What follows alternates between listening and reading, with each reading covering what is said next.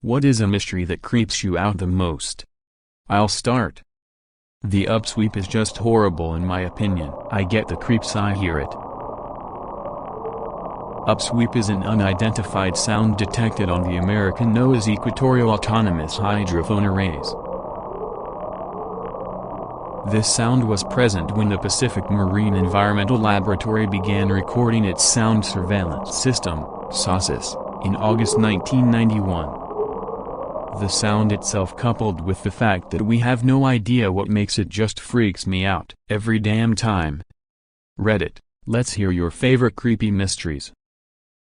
The Lost Cosmonaut Conspiracy. A listening station in Italy reported to have heard multiple transmissions from manned Russian spacecraft before the supposed first man in space, Yuri Gagarin. The transmissions included labored breathing and a failing heartbeat, and a weakening signal of two people drifting out into space. However, the evidence shows that the listening station could have made it all up, but it's still creepy to think that people may have been lost forever in space without our knowledge. Ah, yes, the voice recording is horribly creepy. Even if it's fake, don't listen to it, if you want to sleep tonight. Understanding Russian. This has to be one of the most haunting things I've heard. It shakes me thinking that if this was indeed real, she was burning alive. The first thing I could think of was the story of the Erickson twins succumbing to a shared delusion known as folie à deux, trying to kill themselves by running into traffic on the M6 repeatedly, getting hit by speeding motors and still having the energy to assault officers while screaming bloody murder about having their organs harvested, being released from custody and murdering a man. Such a bizarre story, and it left me puzzled and creeped out for days simply because so many things were unexplained, and what was explained, folie à deux or temporary shared insanity, just seemed too convenient. The footage of them running into traffic and the behavior of the twins was incredibly unsettling for me. I remember reading some crazy theories about the twins being a result of genetic experimentation, mind control, super soldiers, definitely out there. It's just a personal story, but this one makes me uncomfortable in my own house. I live with my mom and grandmother in an 80s built house in Oregon. One morning, around 4 a.m., I got up to get a glass of water because I had cotton mouth. I walked into the kitchen to find a plate of scrambled eggs on the dining room table. My mom is a teacher and gets up pretty early for work, so I figured they were her breakfast. That afternoon I got a call from my mom on her lunch break. She asked why I made scrambled eggs and left them on the table. I said I didn't. I thought you did. She said she didn't, and had no idea where they'd come from. My Nana is 93. Can't walk without her walker, and needs help even getting out of bed. She has advanced Alzheimer's, and couldn't cook a plate of eggs if she tried. I asked her that afternoon, "Nana, did you make eggs last night?" She sat silently and refused to answer. I asked her a few more times. She was keeping a secret for someone, or something, and the sly and displeased look on her face still gives me the creeps. I'm surprised nobody has mentioned this yet. Maybe it's because there are a lot of people with very strong opinions on the topic, but the mystery that creeps me out most would be the identity of Jack the Ripper. We did a Jack the Ripper tour in London recently, tacky, but intriguing, and to be honest, before this point I'd never looked into the topic. What shocked me was the brutality and utter misogyny of the murders, and how they continued to become more base and defiled as he progressed. I wasn't previously aware that he was possibly a cannibal, with the police receiving a letter from someone claiming to have enjoyed the kidney of one of his victims. Also, the suddenness with which they stopped. There's always the possibility he got syphilis from a prostitute. It would explain a lot of things, like the hatred of working women, the insanity, because there is no other word to explain what he did to those people's bodies, why the attacks progressively became more risky and debased, and the sudden stop. People were often picked up and placed in asylums permanently. Tertiary syphilis is a nasty condition. There is something particularly sinister about his crimes, and the sloppiness of past forensics, which was in its infancy at the time, means unfortunately we probably won't ever have an answer.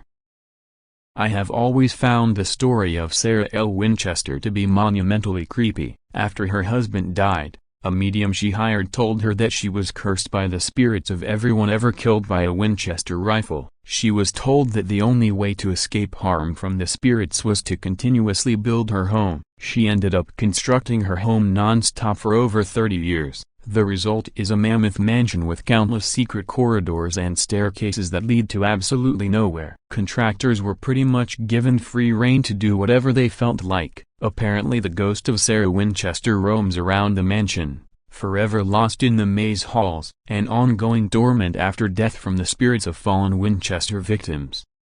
I find the disappearance of Maura Murray creepy as well.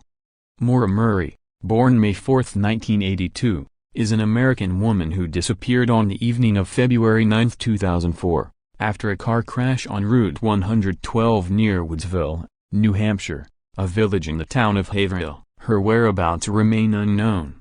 I hope she chose to disappear and is safe somewhere, otherwise something nasty happened out on that highway on a February night. The dark, icy and desolate setting is what seems so menacing to me, I suppose. The mystery is deepened by the strange phone calls and hidden agenda Maura seemed to have. June 2006, a girl resembling Maura was seen at a Cumberland farm store in Hillsborough, New Hampshire with an older male companion. The girl was reportedly mouthing "Help me." There are no security tapes of the incident available. The sighting was not reported until a few months later when the witness saw photos of Maura on a television news program.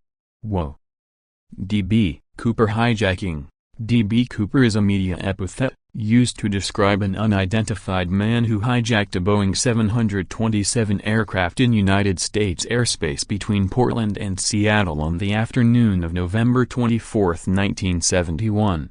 1-2, after a stop at Seattle-Tacoma Airport to collect $200,000 in ransom, equivalent to $1.28 million today, and 4 parachutes, he leapt to an uncertain fate over southwestern Washington. Despite an extensive manhunt and a 45-year-long FBI investigation, the perpetrator's identity and fate remain unknown. I love the D.B. Cooper story, if only because my dad used to use it to explain disgusting things we found in the woods while camping. To wit, once found several pairs of men's underwear, stained with something gross, in a tree. My dad convinced us it was from D.B. Cooper's carry-on luggage, and it looked gross because it had been up there for 30-odd years. Later found out we had apparently stumbled into some rural New Hampshire woods sex mecca. And before you ask, no. My dad never told us that D.B's flight was over the West Coast, not NH. Clinically dead, yet conscious. Pam Reynolds' case. Per the Scalpel and the Soul by Dr. Hamilton, the lady was induced cardiac arrest so that they could operate on this type of rare brain aneurysm. After she was clinically dead, no EEG waves, the procedure went successful and they brought her back to life. Interestingly, she remembered certain conversations the staff had during the procedure and certain instruments that were used. This isn't quite a mystery, but it is the actual radio sound of the planet Saturn, which I certainly think suits the thread. Very spooky sound. Any explanation as to what the radio sources are that are creating these sounds?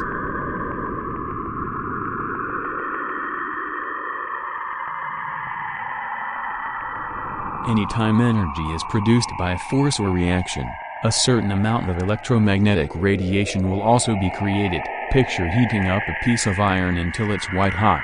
It's white hot because it is so energetic that it's emitting visible light, which is a pretty high-order form of electromagnetic radiation. Another common source of M radiation is changing magnetic fields. Magnetism and electricity are both part of the same force, electromagnetism. So it's only natural that a changing magnetic field creates detectable electromagnetic waves.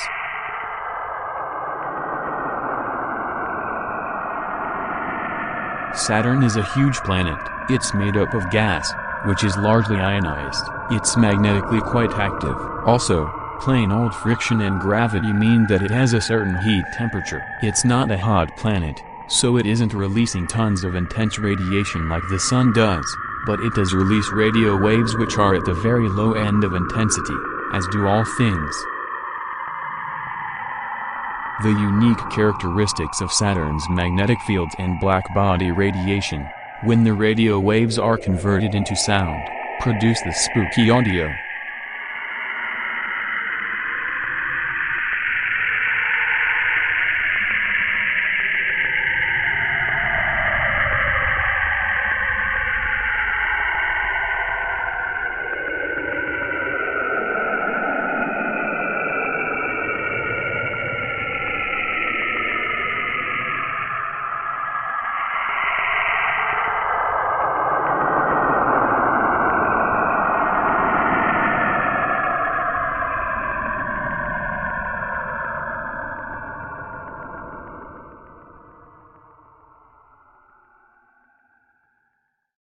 Thanks for watching.